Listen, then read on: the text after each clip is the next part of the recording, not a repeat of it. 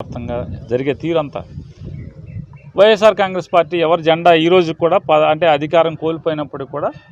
ధైర్యాన్ని కోల్పోకుండా జగన్ జెండా ఎవరు మోస్తున్నారో వాళ్ళందరినీ కూడా ఏదో రకంగా జైల్లో వేయించాలి. వీటి మీదే దృష్టి ఇవాళ రెడ్ బుక్ రాజ్యాంగం అంతా కూడా అమలు చేస్తున్న పరిస్థితి. హామీలు అమలు చేయాలనేటువంటి దృష్టి కానీ, ఎన్నికల్లో మాట ఇచ్చామే మాట నిలబెట్టుకుందామనే దృష్టి కానీ లేకపోదా, సంపద సృష్టిస్తామని చెప్పాం కదా, సంపద ఏమైనా సృష్టిద్దామని లేకుండా అప్పులు సృష్టించే పనిలో ఉంటూ మట్టి ఇసుక లేఅవుట్లు అపార్ట్మెంట్లు ఎక్కడెక్కడ జరుగుతున్నాయి వాటి మీద వైఎస్ఆర్ కాంగ్రెస్ పార్టీ జెండా మోసేవాళ్ళ మీద తప్పుడు కేసులు బనాయించి ఏదో రకంగా జైల్లో పెట్టి వైఎస్ఆర్ కాంగ్రెస్ పార్టీ జెండా మోసేవాడు ఎక్కడ కనపడకూడదు ఏ నియోజకవర్గంలో రాష్ట్ర వ్యాప్తంగా అనేటువంటి ఈ ఎజెండా మీదే నడుస్తున్నారు తప్పితే జనంకి ఏమైనా చేద్దాం, ఈ రాష్ట్రానికి ఏమైనా చేద్దాం అనేటువంటి ఆలోచన పక్కన పడేసి రెడ్ బుక్ రాజ్యాంగం అమలు చేసే కార్యక్రమం ఉందనే మీ ద్వారా